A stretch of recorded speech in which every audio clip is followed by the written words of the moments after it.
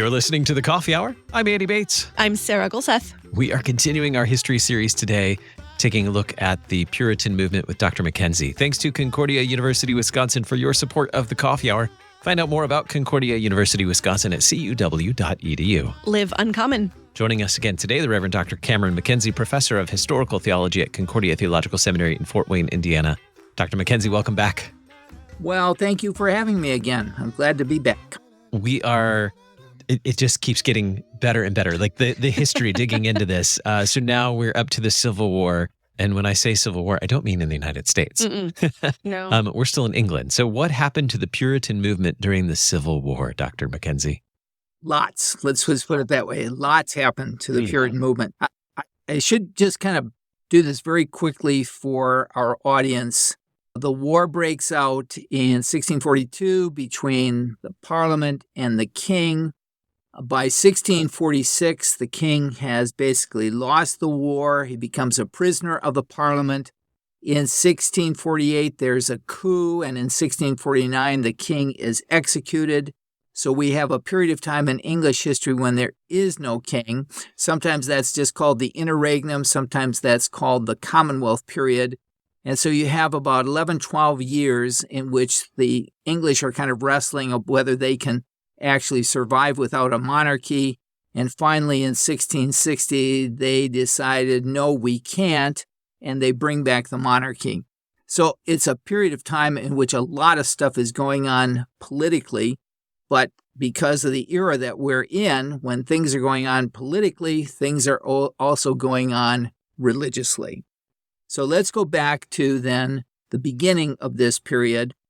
The Parliament and the king are at war. The Parliament is motivated by constitutional and religious concerns. And so we have the Parliament deciding that they need to take action to correct religion in England. Now, a part of their thinking on this score was political, and it had to do with the Scots. You remember the Scots kind of started this whole thing, but they're not a part of the Civil War. They're a separate kingdom. But the Parliament worked out an agreement with the Scots called the Solemn League and Covenant. There's that word again. Solemn League and Covenant. That the Scots would help the parliamentary side if the parliamentary side would agree to reform their church in a way that was congruent with the Scots. As a matter of fact, this is how they put it. Namely, Parliament promised, quote, the reformation of religion in the kingdoms of England and Ireland in doctrine, worship, discipline, and government, according to the word of God and the example of the best Reformed churches. Now, that example would include the Netherlands, it would include Zurich, it would include Geneva, but I think from the Scottish point, it especially would include Scotland. So, 1643, Parliament summons a big meeting, an assembly of clergymen and laymen to work on these issues, that is, to reform the Church of England. They basically set up a committee that would determine who it is that should be invited. They wanted a couple of members from every shire and from every borough and so forth. The king ordered that no supporters of him should show up, as a result of which, when this assembly came together, it was really the Puritan wing of the Church of England. They're the ones who showed up at the assembly. They met in Westminster. Today, that's a part of Greater London, but in those days, it was separate from London. And it's kind of like a few miles outside of London, and that's where Parliament met. So that's where also this religious assembly met. It's known in history as the Westminster Assembly. It had about 150 members. 30 of them were laymen. 10 of them were from Scotland. Only about half of them ever showed up. But when they started to meet, they really met. And over the next 6-7 years, they met in almost 1,200 sessions. And every session lasted about a day, and every session was opened with a sermon, so that's a lot of sermons as well. But at any rate, they were very active in doing what the Parliament had said they should do, that is, reform the church in its doctrine, its discipline, and all the other things, worship and the other things that would make for a pure church. Now, this assembly demonstrated pretty early that although the Puritan movement generally was agreed on what they did not like about the Church of England, they were not agreed on what they thought should replace the Church of England. And so a division emerged, and anachronistically, we label the sides the Presbyterians and the Congregationalists, and I'll talk about that here in just a little moment. But the Presbyterians were in the majority, and so the documents and decisions that they made turned out to be characteristic of Presbyterianism. And now one of these things some of your listeners might be familiar with, and that is that name Westminster often gets attached to Presbyterian institutions, colleges, seminaries, publishing houses. When you hear the word Westminster, if it has a church origin, that probably means Presbyterian. And the big documents coming out of the Westminster Assembly, theologically speaking, are the two Westminster Catechisms, the larger and the shorter catechism, the larger for pastors in order to teach their congregations good Presbyterian doctrine, and the shorter to be used in the instruction of children. And then also the Westminster Confession. And this Westminster Confession is one of the most important documents defining historically what it means to be a Presbyterian. Now, they didn't do this all overnight. The Westminster Confession was finally agreed upon in 1646, and they turned it over to Parliament, and Parliament said, you need to have Bible passages. So they took it back, and they put the Bible passages in to prove their particular doctrines, and then it was approved by Parliament. It was also sent off to Scotland, and the Scottish Church approved it as well. So it becomes an important confessional statement of what it means to be Presbyterian. Now, the Congregationalists who were there agreed with almost everything in the Westminster Confession, except about how the church should be organized and governed. And so later on, the Congregationalists adopted their own version of the Westminster Confession. This was in 1658. It was the Savoy Declaration.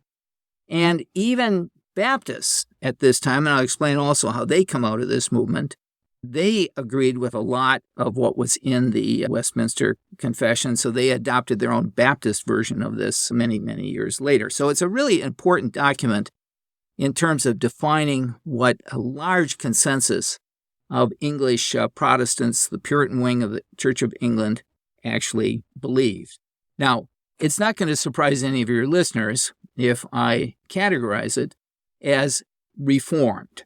It's Reformed Protestantism, and that means you'll have good Protestant stuff in there, like the biblical authority, sola scriptura, like justification by faith alone, like the propitiatory sacrifice of Christ for the sins of mankind. All of that's in there, but you will also get double predestination. That is, that God chose from all eternity for reasons of his own, some to be saved and others to be damned.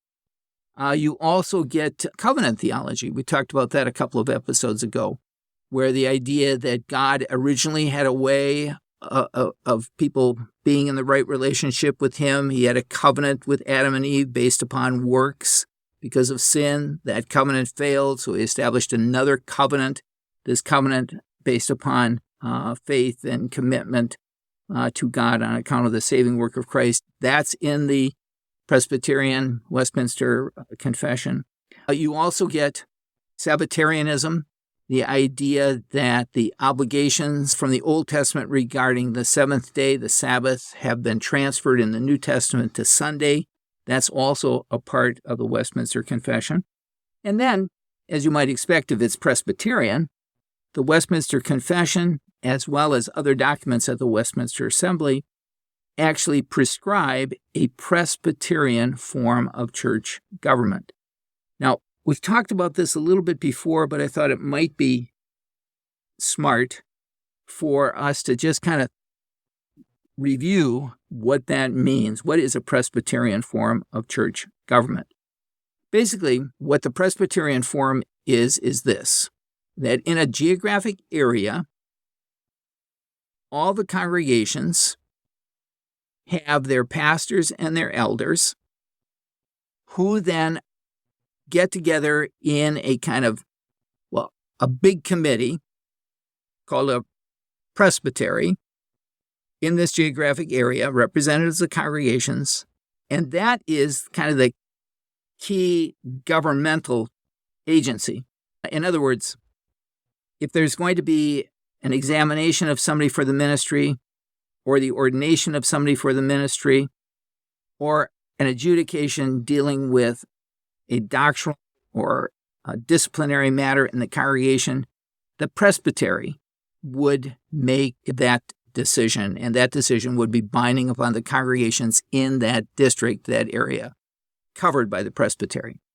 Now, when you have a Presbyterian system imposed upon an entire nation, say like Scotland, well, then there are going to be regional assemblies, and if necessity mandated, you could also have a national assembly. And the National Assembly would consist of representatives from the presbyteries, and of course the presbyteries are representatives from the congregations. So in a certain way, in a Presbyterian system, power flows upward from the congregation's presbytery National Assembly, but decisions flow downward. In other words, the National Assembly would make the final decision regarding doctrine or practice. That in turn would become binding upon the presbyteries, and that in turn would become binding upon the congregations in the Presbyterian system. So this was the form of church government that at Westminster, the divines, the clergymen, and the lay elders thought was biblically mandated and should be established for England, kind of in parallel with what was going on in Scotland. So these Westminster documents are characteristic of a Presbyterian system in church.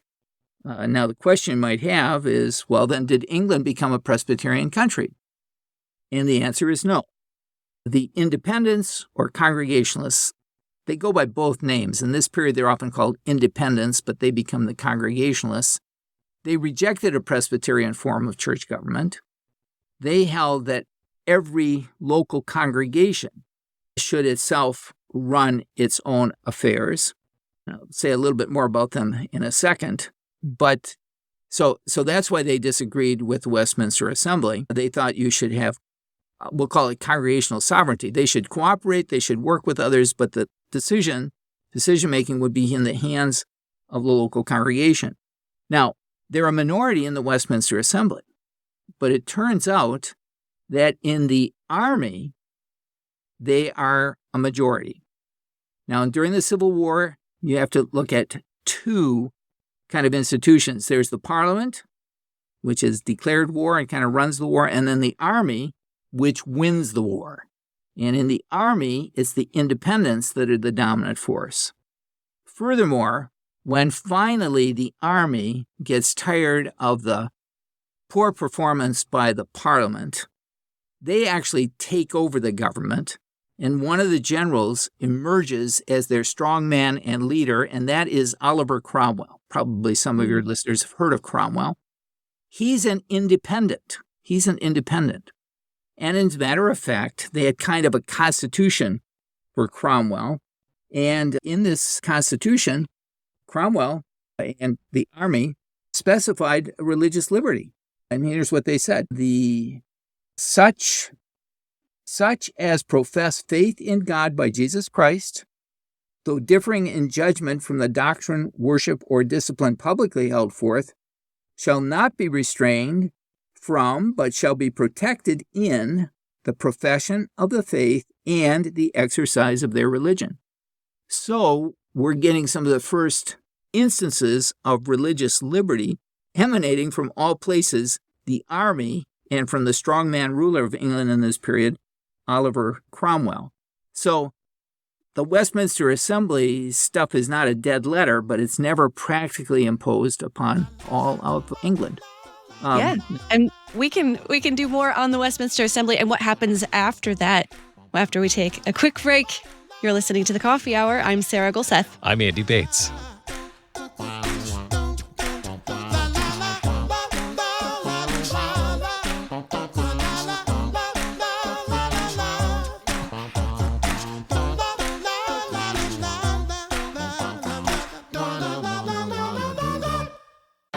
At Concordia University, Wisconsin, we believe you were created for a reason: to use your God-given gifts to help others, to live a life of self-sacrifice in a me-first world, to live a life that's uncommon. Whether you're taking one of 50-plus online programs or learning with us in person on the shores of Lake Michigan, you'll be equipped to make an uncommon impact. Learn more at cuw.edu. Concordia University, Wisconsin.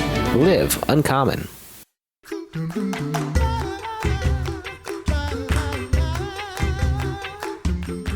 Welcome back to the Coffee Hour. I'm Sarah Gulseth. I'm Andy Bates. We're talking with the Reverend Dr. Cameron MacKenzie, professor of historical theology at Concordia Theological Seminary in Fort Wayne, Indiana, about the Puritan movement, the Civil War, the Westminster Assembly, a lot of drama that happens at this time, a lot of different familiar names of churches showing up at this point. So what else happens with the Westminster Assembly and the fallout of that in the Church of England? Okay, well, because of this large measure of religious liberty, the various tendencies of Puritanism start to manifest themselves institutionally.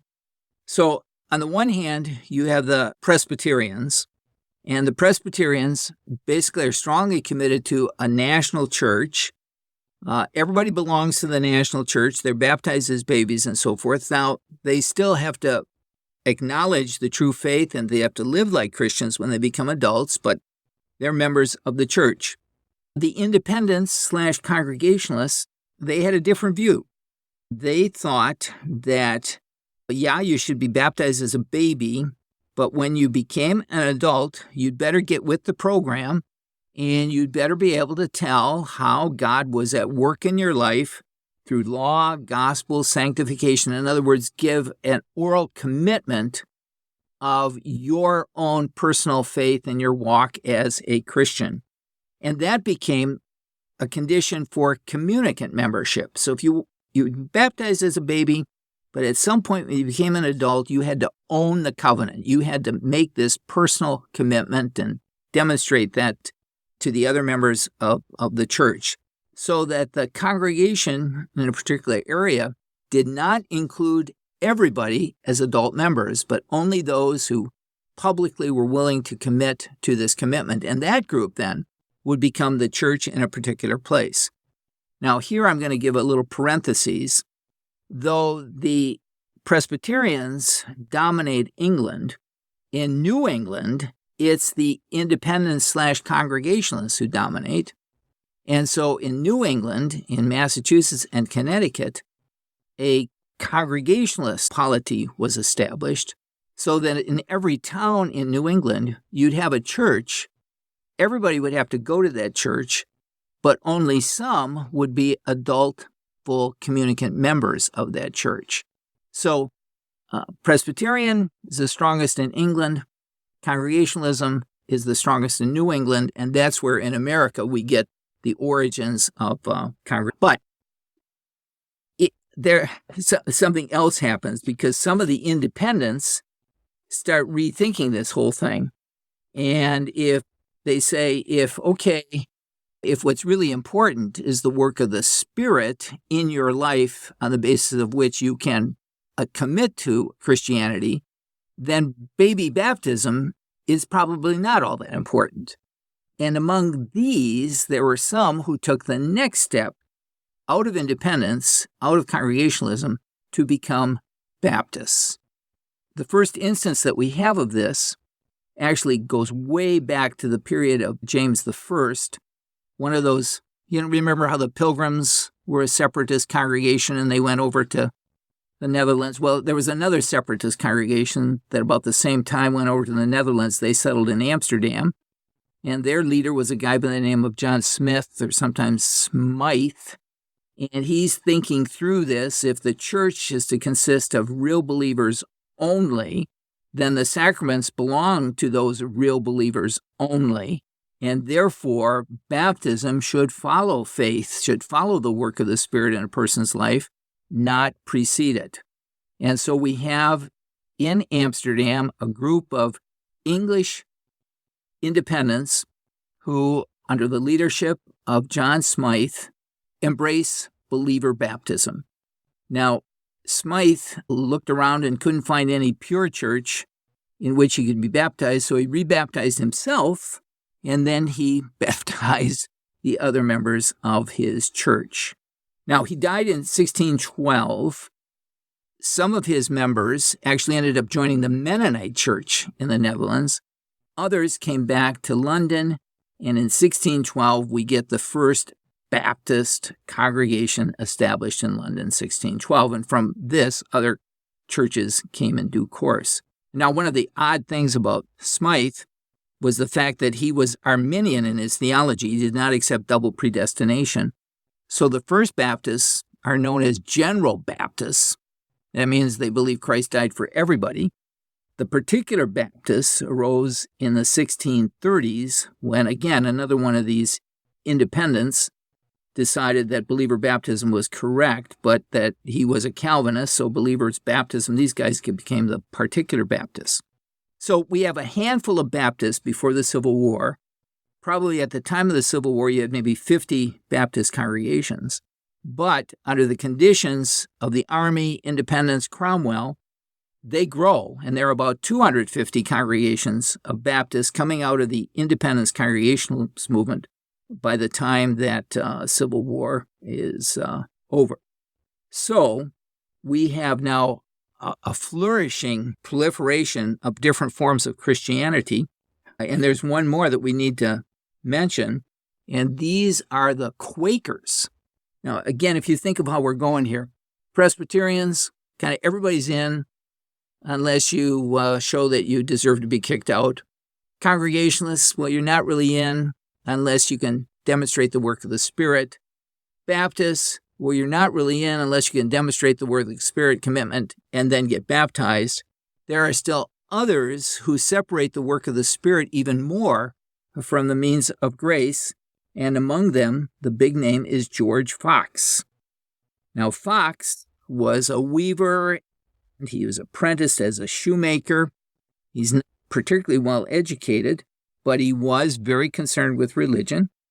He was much oppressed by interior struggles looking for certainty of forgiveness and salvation. He went around England trying to find the right church until in 1647, he gained a kind of certainty by deciding to rely not on anything outside of himself, but on the inner light of Christ alone. The inner light of Christ. And he believed that everybody had this, and so they just simply had to kind of listen to what Christ was saying to them personally.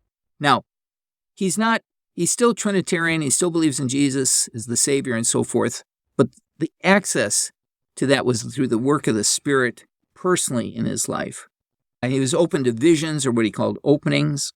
A few years later, he had a vision on Pendle Hill of all kinds of people dressed in white coming to the Lord, and this kind of was the signal that he should go around preaching and gather up the converts who likewise then would go out preaching.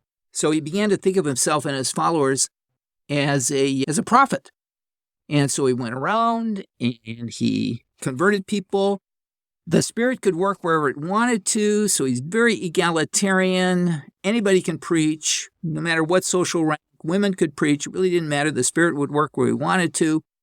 This meant he didn't care about the social hierarchy. He didn't tip his hat. He didn't speak the right language to the authorities. And so he's in trouble all the time. His people are all persecuted. But for his sake and his group, he had an extremely important convert by the name of William Penn. And William Penn became a Quaker right in the early 1660s, and it was Penn who really kind of saved the day for the Quakers and established Pennsylvania as a Quaker colony, a place of refuge for them and other religious dissidents. That sounds like a fun theme for the next episode. Ooh. The question is, will we get to have oatmeal with that episode? We can have oatmeal with our coffee. That's true. Breakfast time. Oh, man, this is so fascinating. I know. It's very helpful too. Yes. Learning a lot about, the origin of all these All of them. these denominations, these Protestant denominations. Our guest today, the Reverend Dr. Cameron MacKenzie, Professor of Historical Theology at Concordia Theological Seminary in Fort Wayne, Indiana. Dr. MacKenzie, thank you so much for enlightening us with your wisdom today.